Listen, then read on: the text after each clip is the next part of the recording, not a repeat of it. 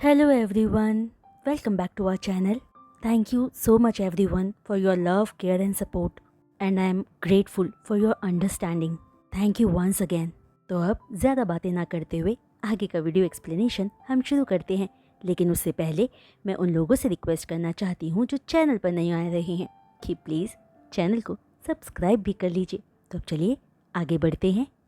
Last part में हमने देखा था कि विंग का वुल्फ पलटकर अपने सामने एक beautiful white alpha male wolf को देखता है, जहां अपने सामने खड़े अल्फा को देखकर वुशन के अंदर का अल्फा बाहर आ जाता है और वो अपने सामने खड़े मेल अल्फा वुल्फ को अपने लिए खतरा समझने लगता है कि तभी वुशन का वुल्फ एक लाउड ग्रॉल करके अपने सामने खड़े अल्फा को वार्न करते हुए समझाने की कोशिश करता है कि विंग उस अल्फा से नहीं डरता है। जो वुशन के वुल्फ का रिएक्शन देखकर वांग जी का वुल्फ अपना सिर झुकाए वहीं नदी के पास ही रखे एक स्टोन स्लैब के ऊपर जाकर लेट जाता है, जो देखकर वुशन का वुल्फ कंफ्यूज हो जाता है जब वो देखता है कि उसके सामने के अल्फा वुल्फ का कोई भी इरादा वुशन को नुकसान पहुंचाने का नहीं था।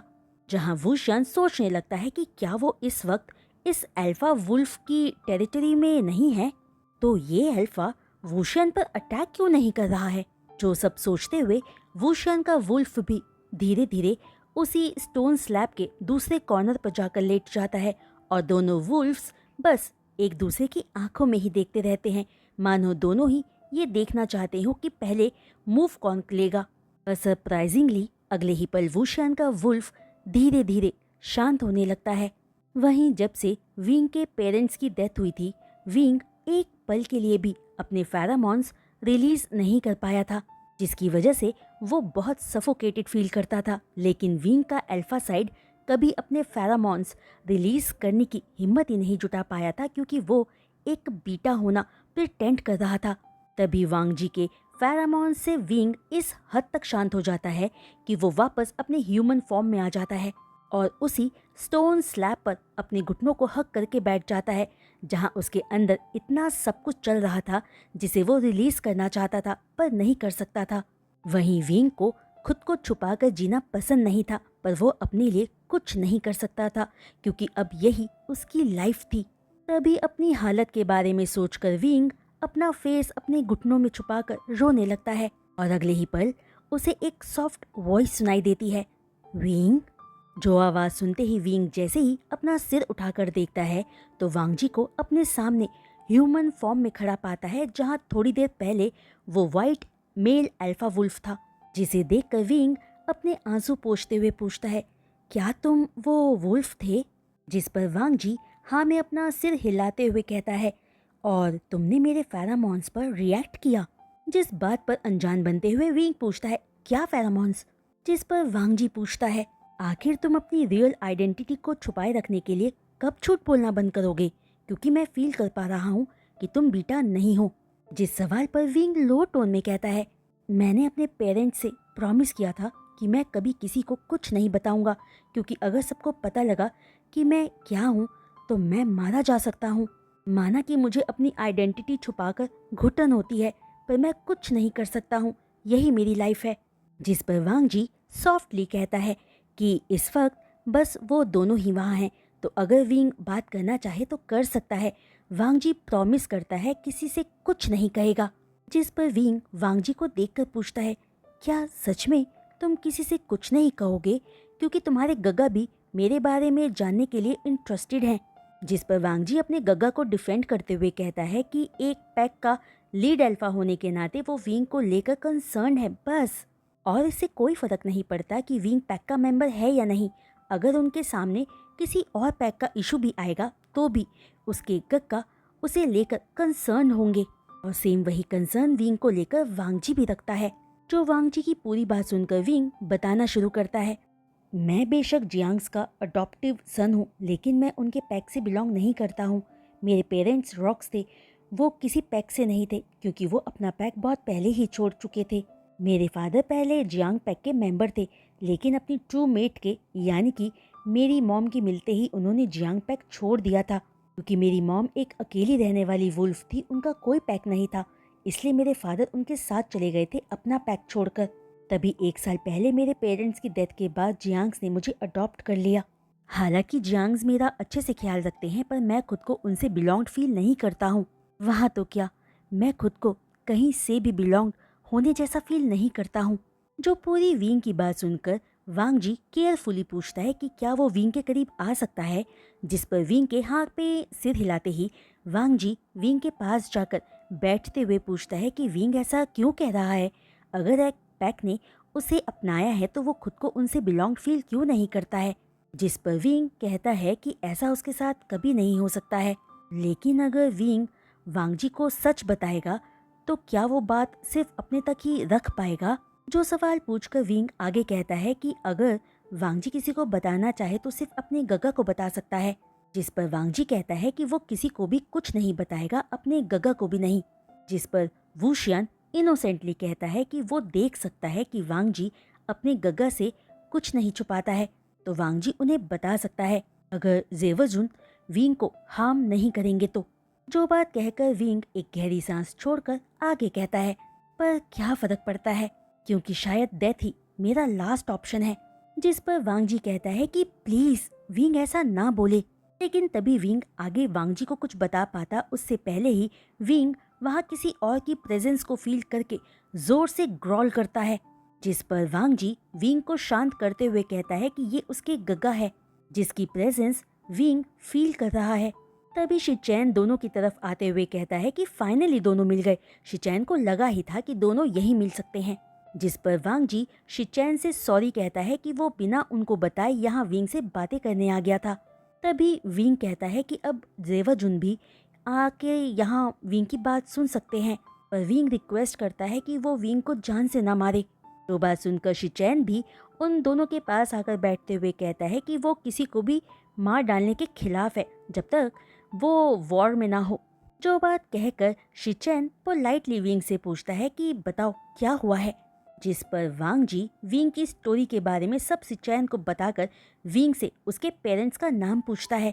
तो विंग अपने पेरेंट्स का नाम वे चेंग्स और चेंग से सेरन नाम बताता है। जो सुनते ही शिचैन हैरान होकर पूछता है, चेंग से प्योर ब्रीड ओमेगा? जो रिएक्शन शिचैन का पाकर विंग पूछता है, हाँ लेकिन क्यों, क्या हुआ? जिस पर शिचैन कहता है कि कुछ नहीं, बस ये कि वो एक प्योर ब्रीड ओमेगा थी तो उनका बेटा भी एक ओमेगा होना चाहिए था, बीटा नहीं। तभी विंग अपना सच बताता है कि वो बीटा नहीं है और उसके डॉक्टर और पेरेंट्स ने विंग से प्रॉमिस लिया था कि वो अपनी रियल आइडेंटिटी कभी किसी को नहीं बताएगा, वरना विंग मारा जा सकता है, क्योंकि वो एक हाइब्रिड है। उसमें एक डोमिनेंट अल्फा होने के साथ साथ एक ओमेगा भी है जो एक नर्चरिंग क्वालिटीज रखता है। बस वो कभी बेबीज प्रोड्यूस नहीं कर सकता अपने अल्फा पार्ट की वजह से। जो सच जानकर शिचैन पूछता है कि विंग इतने लंबे टाइम से अपनी रियल आइडेंटिटी छुपाता आ रहा है, क्या जियांग्स उसके ट्रू सेल्फ के बारे में जानते हैं? और हाँ, शिचैन और वांग जी विंग को कभी हर्ट नहीं करेंगे। जिस पर विंग बताता है कि उसने कभी किसी को अपनी रियल आइडेंटिटी का पता नहीं लगने दिया है। तभी वांग जी क्यूरियसली पूछता है, तो तुम्हारे फेरामोन्स?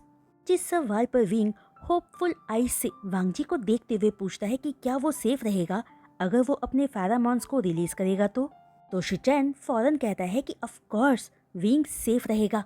जो बात सुनते ही विंग अपनी आईज क्लोज करके अपनी बॉडी को रिलैक्स होने देता है और अपने फेरामोन्स रिलीज करता है, जिसका अरोमा मिक्स्ड वाइल्ड रोज और जोजोबा फ्लावर्स का था, जिसमें एक हल्की सी वनीला की स्वीटनेस थी। जिस फेरामोन्स सेंट पर वांग जी की बॉडी फौरन रिएक्ट करती है और वो विंग की सेंट में खो जाता है। साथ ही वांग जी एक स्ट्रॉन्ग खिंचाव विंग की तरफ फील करके हैरानी से विंग की तरफ देखता है और पूछता है कि क्या विंग भी अपना खिंचाव वांग जी की तरफ फील कर पा रहा है। जिस पर विंग कंफ्यूज्ड लुक के साथ देखकर पूछता है कि इसका क्या मतलब है। जिस पर शिचैन क्लैरिफाई करते हुए कहता है कि खिंचाव फील करने का मतलब है कि तुम किसी पर्सन के फेरामोन्स में खुद को कंफर्टेबल पाते हो, रिलैक्स पाते हो और तुम्हारा मन उसी इंसान के करीब रहने का करता है जो पर्सन वो फेरामोन्स प्रोड्यूस कर रहा होता है। और ऐसा किसी के लिए फील करने का मतलब है कि वो इंसान तुम्हारा ट्रू मेट है, जिसके फेरामोन्स तुम्हें रिलैक्स्ड भी करते हैं और अराउज्ड भी फील करवाते हैं। जो बात सुनते ही विंग वांगजी की तरफ देखकर कहता है कि वांगजी की सैंडलवुड सेंट को फील कर सकता है वो, जो सेंट विंग को वार्मथ फील करवा रही है। जो बात सुनते ही शिचैन कहता है वांगजी ही है जो तुम्हें प्रोटेक्शन दे सकता है। जहाँ सारे तुम्हें बीटा समझते हैं तो हम तुम्हें वांगजी का पार्टनर बना सकते हैं। फिर वांगजी के तुम्हें अपना मेट मार्क करते ही सिवाय वांगजी के कोई और तुम्हारी सेंट फील नहीं कर पाएगा। इस तरह तुम कभी भी बिना किसी डर के अपने फेरामॉन्स रिलीज कर सकते हो और साथ ही अपनी रियल आइडेंटिटी भी छुपाए रख सकते हो। जिस पर विंग कंसर्न टोन में पूछता है कि क्या फिर लोग वांगजी पर सवाल नहीं उठाएंगे जब उसका कोई वारिस नहीं होगा तो? जिस सवाल पर वांगजी फौरन कहता है कि ये बात अब उसके लिए कोई मैटर नहीं करती है, क्योंकि अब उसके लिए विंग की सेफ्टी से बढ़कर और कुछ नहीं है। तो वांगजी की बात विंग के दिल को छू जाती है, क्योंकि उसके पेरेंट्स के बाद से कभी किसी ने विंग से ऐसा नहीं कहा था और ना ही प्रोटेक्टेड फील करवाया था। इस बात से हैप्पीनेस फील करते हुए विंग कंसर्न टोन में आगे पूछता है कि क्या जियांग्स को वो दोनों कन्विंस कर पाएंगे। तो सवाल पूछकर विंग आगे बताता है कि वैसे भी विंग बस उनके साथ 1 साल से ही रह रहा है।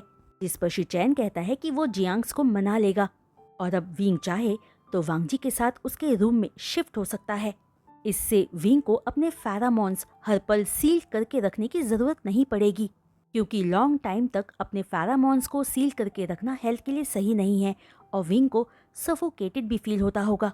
जिस पर वांगजी फौरन कहता है कि उसे भी रूम शेयर करने में कोई प्रॉब्लम नहीं है।